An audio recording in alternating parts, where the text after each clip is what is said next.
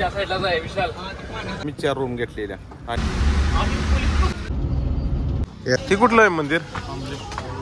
ममलेश्वर मंदिर.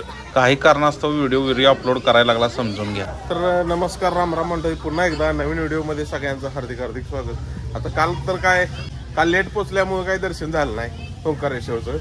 सकाळी बघा लवकर उठलो आणि आता आलोय ममलेश्वर मंदिराला.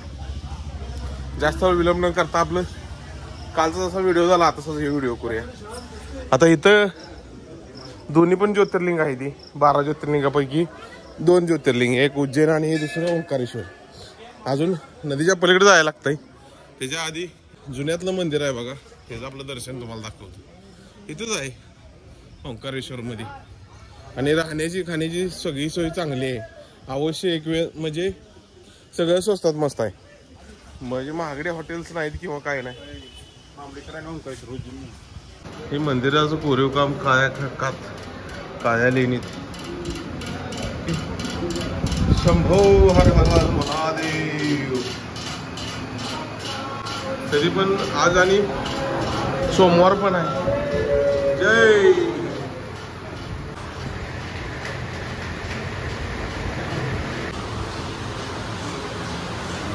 ओम नमः शिवाय. आज सोमवार पण आहे, पौर्णिमा पण आहे. शंभो हर हर महादेव. थांबायचं कारण म्हणजे आज सोमवार पण आहे, आता पौर्णिमा पण आहे. कोजागिरी पौर्णिमा.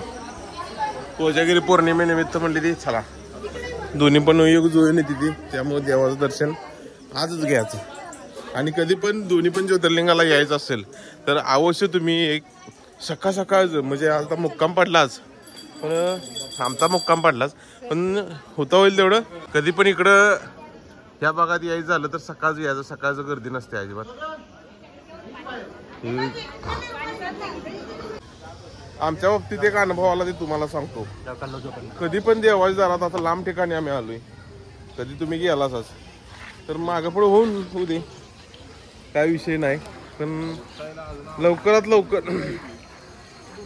देवाच्या दारात कधी गेलं गडबड तेवढी अजिबात करायची नाही. वसवस करून कधीच देवाचं दर्शन घ्यायचं नाही. खास करून तुम्ही लांबच्या पल्ल्याला आता अशा पल्ल्याला असतील तर अजिबात गडबड तेवढी करायची नाही. निवांत ठेक्यानं रांगत उभं राहून दर्शन घ्यायचं. कसं आहे, देवाच्या दरबारात आलोय म्हणल्यावर मन प्रसन्न करूनच जायचं. तर आता हे दर्शन तर झालं मामलेश्वरचं.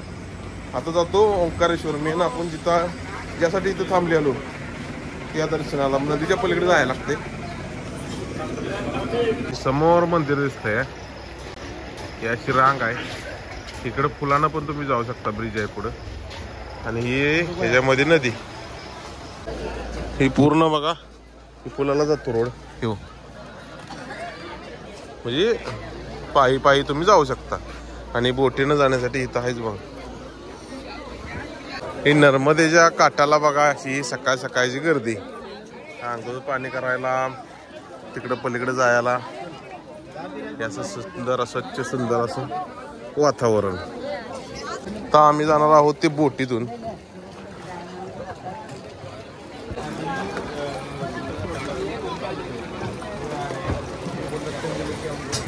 इथं बोटची सुविधा पण आहे, ज्यांना बोटीने जायचं आहे. म्हणजे इथं आल्यावर नर्मदेचं दर्शन पण होतंय.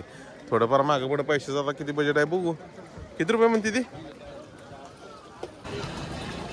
पैसे, पाकिट, मोबाईल सगळं व्यवस्थित ठेवा, कुठेही जाईल तिथं.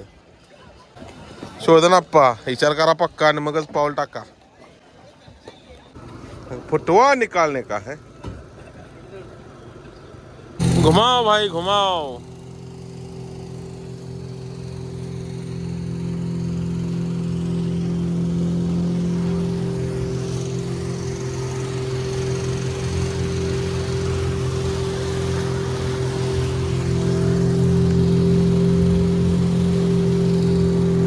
नर्मदा नदीचं दर्शन.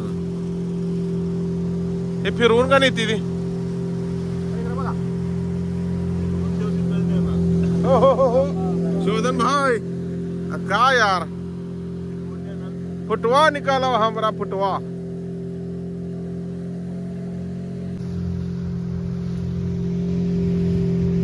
हे बंधारा आहे का डॅम आहे? कुठला डॅम?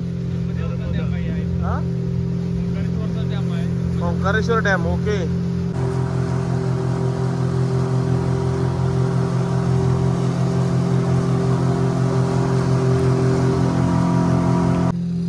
अरे भैया जी हमको थोड़ा राइड दे दो, मैं चलाऊ क्या? हाँ रिटर्न में मागे येताना देतो म्हणतो ही बोट. त्याला काय येतं आधी आपला पेशन्स तेव्हा हो.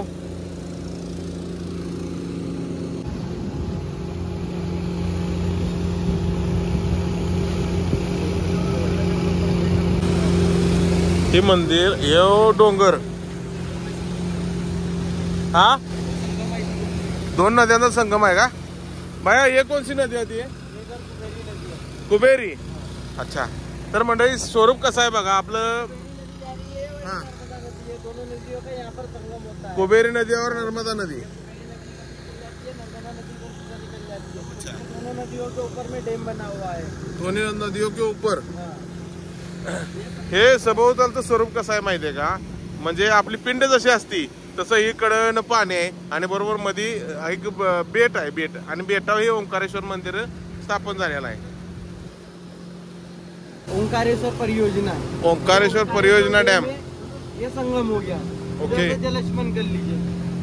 और क्या है इधर का? इधर का फेमस क्या है? और जरा गाइड करो ना इधर क्या. अरे बंद पडली काही.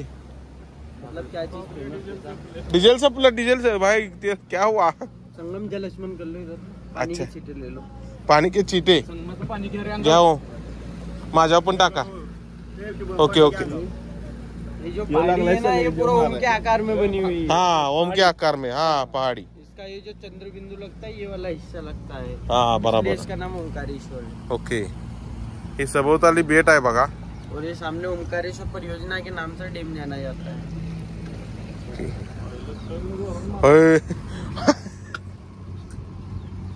वो ब्रिज बना हुआ है ना अभी वो उधर तर वो कब बना हुआ है? दोन कुबेरी आणि नर्मदा. कुबेरी का कावेरी? कुबेरी आणि नर्मदा. चला कोल्हापूर. हा माग बघ. चला कोल्हापूर पुणे. अरे ऐसा आहे का? चला वाडे वाडे वाडे.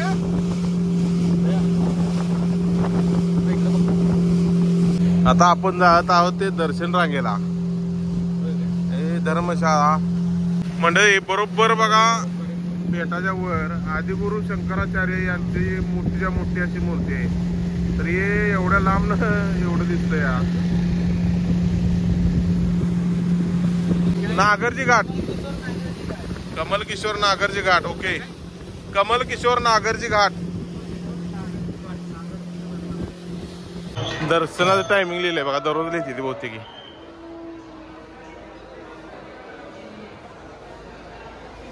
ऑनलाईन बुकिंग होत आहे. लवकर आलं की बघा पूर्ण मंदिर खाली असते. त्यामुळे कधी इथं आला तर लवकर यायचं. पहाटे पहाटे 6:30-7 ला चालू होते.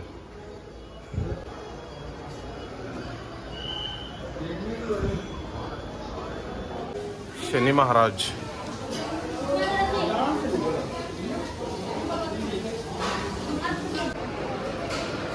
हे ओंकारेश्वर ज्योतिर्लिंग मंदिर मेन मंदिर नंदी महाराज आहे.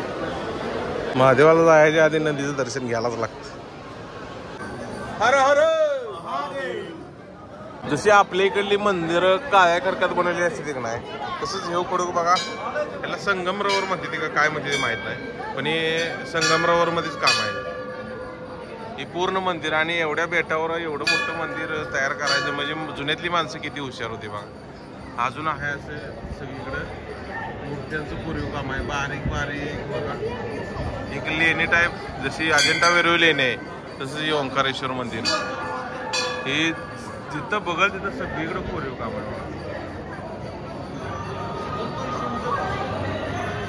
आता एवढ्या मोठ्या स्तंभावर ही मूर्ती बघा कोरीव काम केलं. प्रत्येक स्तंभाला वेगळा आकार वेगळ्या देवांचं दर्शन आहे. देवांचं दर्शन आहे इथे वेगळं आहे.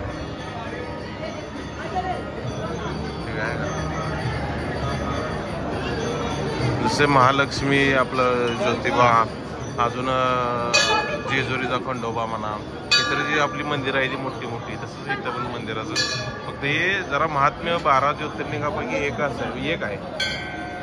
देवाचं महात्म्य नक्कीच चांगलं आहे, काय विषय नाही. आवड तुला बेलाची आणि बेल पण आम्हाला गावला. हो कुठे दिला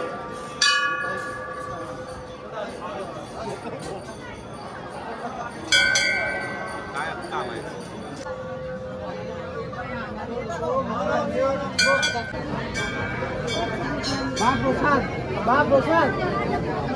चलो माताराम, चलो आगे बढ़ो. वहाँ से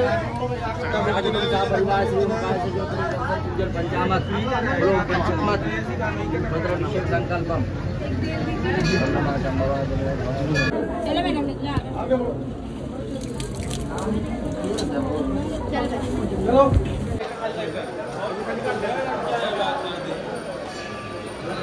तर दर्शन झालं, मग चोरून व्हिडिओ गेलाय. व्हिडिओ करायला अलाउड नाही. आता बघतो यांचं काय नियोजन आहे आणि काय आहे. सांगायचं झालं तर तिथे एवढी मोठी दर्शन रांग आहे आणि प्रत्येक मजल्यावर बघा वॉशरूम टॉयलेटची सोय आहे. खरंच ही म्हणजे आदर्श घेण्यासारखं आहे प्रत्येक ठिकाणी.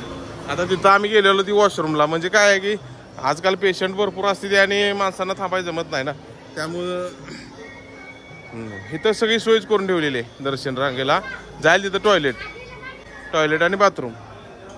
कसं आहे कधी कधी वेळ होतो ना, तासभर 2 तास 3 तास दर्शनाला रांग लागते. मंडळी जातानाचा रेट बघा, म्हणजे दर्शनाला ज्यावेळेस आपण बोटमध्ये बसतो तो रेट आणि ह्यो रेट जमीन आसमानचा फरक आहे. आता विषय काय आहे की आमचं घेतलं जातानाचं, म्हणजे दर्शनाला आता पूर्ण नदी फिरवली, बेट फिरवलं 1000 रुपये. आता रिटर्न सोडताना फक्त इथून तिथंपर्यंत जायला 200 रुपये सगळी माणसं बसते ती मंदिराच्या इकडून.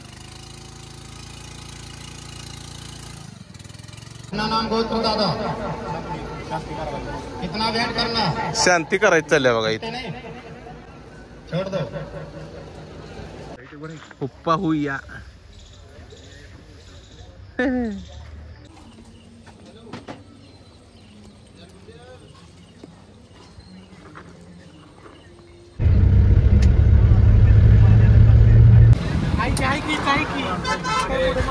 डॅम त्या साईडलाच आहे विशाल.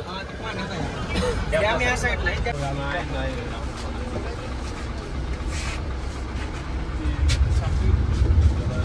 ओंकारेश्वर मंदिराजवळ आम्ही दर्शन वगैरे घेतलं आणि आम्ही ज्या रूमला थांबलेलो त्या रूमचं बघा सरासरी एका रूममध्ये 4 जण आरामशीर म्हणजे विश्रांती घेऊ शकतात. तर ती रूम आम्हाला एक पडली 800 रुपयाला. अशा आम्ही 4 रूम घेतलेल्या. आणि जेवण रात्री जे केलं, म्हणजे कुठेही तुम्ही चांगलं वाटेल, शुद्ध शाकाहारी सगळीकडे चांगलं मिळतंय. त्याचं एक धरून चाला की सगळ्यांचं मिळून एक 2000 रुपये गेलं. ती म्हणजे शॉर्टकटमध्ये चांगला जेवण मिळालं. बरं आता दर्शन वगैरे झालं आणि त्यानंतर मग एक शॉर्टकट रोड लागला. तिथंच एक गाव लागते बुडवाह म्हणून, तिथून लेफ्ट मारला की डायरेक्ट आता आम्ही आलोय ते बरोबर इथून 100 किलोमीटर धुळे आहे, म्हणजे बाँड्री MP बाँड्री पास करून पुढं आलोय, महाराष्ट्र बाँड्री पुढं आहे.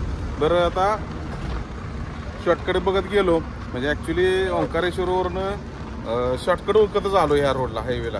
फक्त मोठं रोड होतं त्यामुळे जमलं आणि रोड सगळं चांगलं होतं. दरम्यान आता प्रवास केल्यानंतर आता सकाळी नाश्त्यात लाईटलीच केला चहा वगैरे, आणि आता थांबलोय आम्ही जेवायला. आता हे हॉटेल आहे ते आम्ही गुगलला सर्च करून 4.3 रेटिंग मिळालं हॉटेलला. आणि अजून नाव काय आहे हॉटेलचं तुम्हाला सांगतो, जैन धाबा फॅमिली रेस्टॉरंट. आता इथून काय विषय झाला की नॉनस्टॉप जायचं आहे, म्हणजे डायरेक्ट आता गावाकडं ईश्वरपूरला. आता बघू कसं कसं होतंय, प्रवास कसा होतोय ना. त्यात आणि आज कोजागिरी पौर्णिमा. कोजागिरी पौर्णिमेमुळे तुळजापूर सोलापूर हायवे पूर्ण बंद आहे. असंच एक आपल्या फॉलोअर्सनी किंवा आपल्या भावानी मला व्हॉट्सअपला टाकलं की दादा सोलापूर तुळजापूर रस्ता 3 दिवस काहीतरी बंद आहे, म्हणजे कोजागिरी पौर्णिमेनिमित्त माणसांची येणं चालू असतं, येणं जाणं. त्यामुळे तो रस्ता 3 दिवस इथनं पुढं बंद आहे. 6, 7, 8 असं काहीतरी आहे. तर आता बघतोय ते जेवाय काय मिळतंय, चांगलं जेवण आहे ना.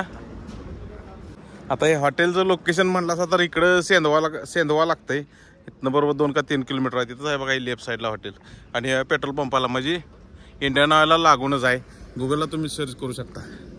काय विषय नाही. अजून जेवायचं आहे आम्ही. तोपर्यंत मला डिझेल टाकून घ्यावं. आणि ही गाडी चकाचकी एवढी कशी काय तर रात्री थांबल्यानंतर गाडी बघा सगळी आतनं बाहेरनं सगळी क्लीन करून बाहेरनं धुवून काढली सगळं. लक्ष्मी स्वच्छ असली तर कसं मन प्रसन्न राहतंय हो. आणि आता मोकळा पण वेळ होता आणि सगळं याप करायचं म्हणजे होतंय काय माहिती आहे का. गावाची व्हिडिओ मागं पुढे यायला लागली पण असू दे चालायची शेवटी. सगळ्याच गोष्टी काही साध्य होत नाही त्या टायमावर. तर आता डिझेल टाकून घेतो महत्वाचं. ग्रीन पीस, पनीर, रोटी, दाल तडका, पापड. चला जाऊया का. आवरा जाऊया. नेतो की राव तुम्हाला. हॉटेल साधं सिंपल आहे पण जेवण खरंच चांगलं आहे बरं का. म्हणजे तेलाची वापरणी ही ते सगळं खरंच एक वेळ अवश्य म्हणजे कधी ह्या रूटला आला असा तर इथं या. चला आता लागूया स्वराला. हवा यायला लागली ती. Brake fail.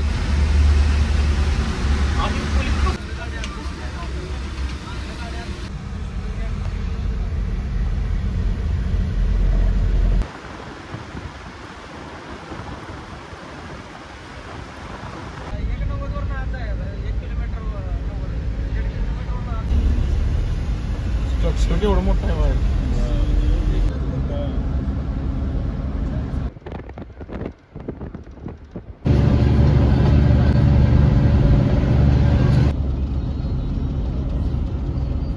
येस 350 किलोमीटरचा प्रवास केल्यानंतर आम्ही थांबलोय हॉटेल अमोरला छत्रपती संभाजीनगरमध्ये. जरा रिफ्रेश व्हावया म्हणले आणि इथं जेवण करून मग पुढचा प्रवास चालू करायचा आहे. इथनं डायरेक्ट आता जवळजवळ 350 किलोमीटर ईश्वरपूर राहतंय. बरं हॉटेलमध्ये आता बाहेरून तर तुम्ही लोक बघितला. आता इथं म्हणजे प्रत्येक हॉटेलची खासियत इथं बघा ज्या त्या देशांचं टायमिंग लिहिलं आहे. म्हणजे घड्याळ लावलीत. जेवण वगैरे करून सगळं जायचं म्हणलं जरा कसा कंटाळा येतो ना.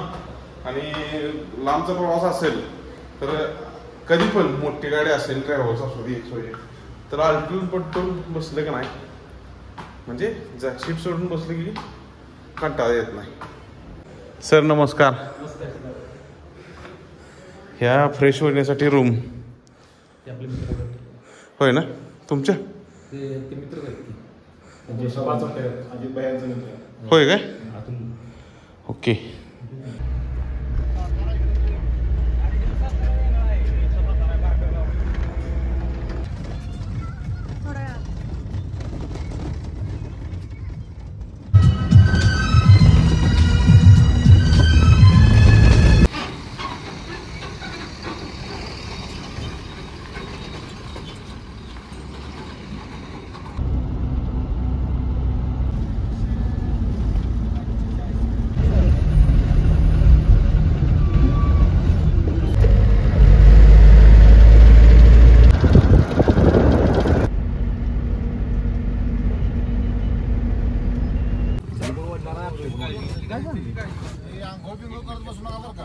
आंघोळ घरात गेल्यावर जाऊन करायची.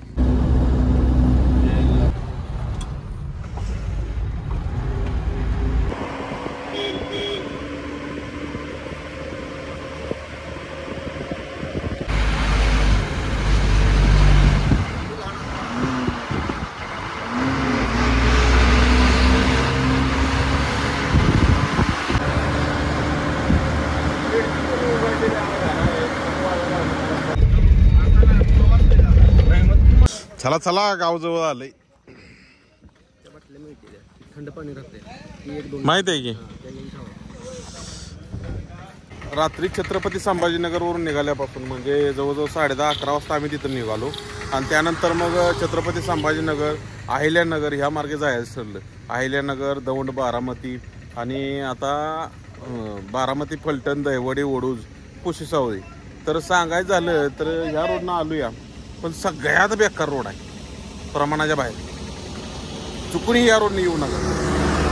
तिकडनं अंतर लांब पडलं तर चालेल तर खरं सांगायचं म्हणजे तुम्हाला एक चान्स आहे बघा, बारामती ते दौंड नगर अहिल्यानगर तो रोड चांगला आहे.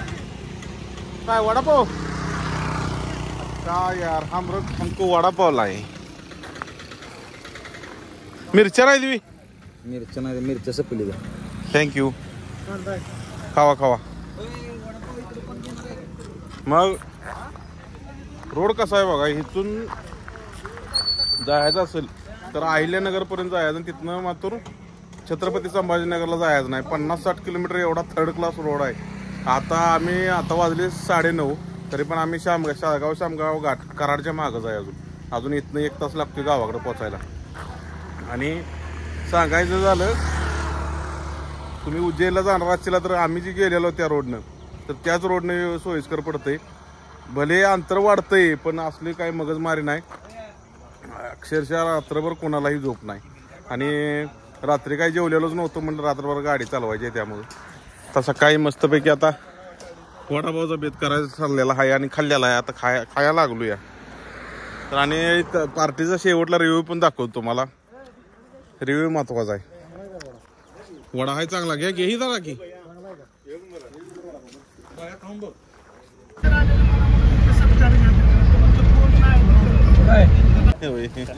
चला आभार आहे दादा.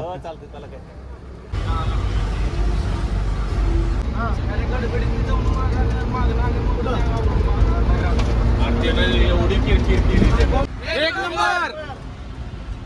काय प्रॉब्लेम गाडी एक नंबर मस्तच. चला साहेब, काय राहिलं नाही. हो साहेबा चला.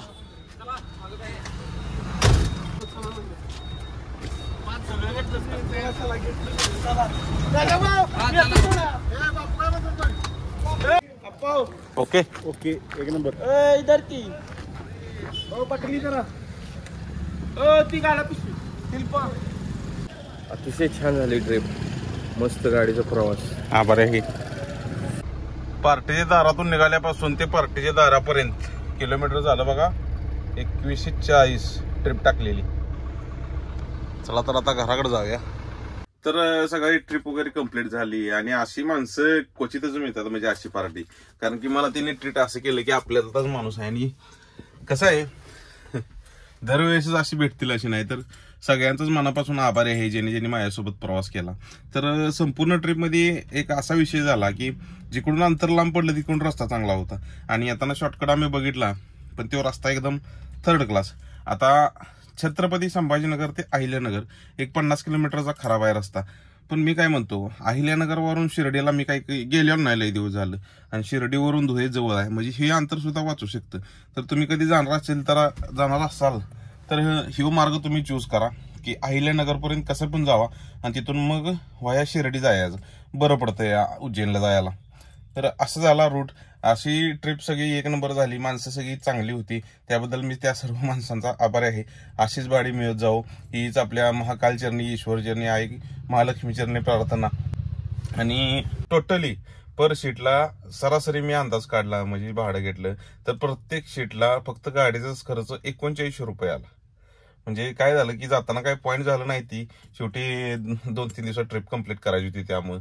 आणि येताना मात्र ओंकारेश्वर फक्त झालं, त्यानंतर मग डायरेक्ट इकडे आलो. तर आता एक ट्रिप अरेंज केली मी उद्याच्या 14 तारखेला, 14, 15, 16, 17. तर एक शॉर्ट मध्ये तुम्हाला ती बघायला मिळेलच, आता काही सांगू शकत नाही.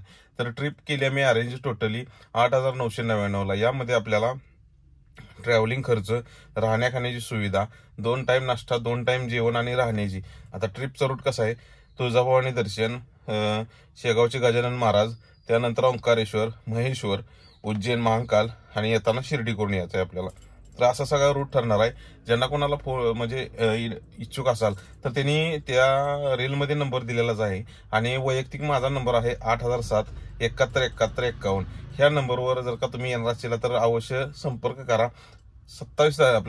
14 तारखेच्या ट्रिप नंतर परत आणि 28 ऑक्टोबरला ही ट्रिप काढणार आहे आपण. आता कॅलेंडर वाईज किंवा पौर्णिमे वाईज हे सगळं नियोजन लावतो. आणि आता सगळी गाडी वगैरे स्वच्छ केल्या. आल्यावर कसं मला लागते लक्ष्मी स्वच्छ, म्हणजे गाडी स्वच्छ असली की एक नंबर. कालच येताना बघा यशवंतीचं नाव टाकलं वर. हे बावड्याची आहे. तर हे नाव दिसतंय का? हां, हे असं नाव टाकले.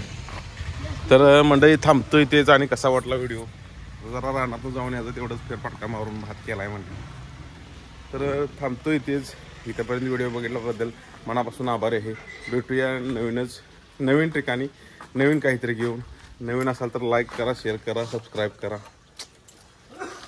धन्यवाद.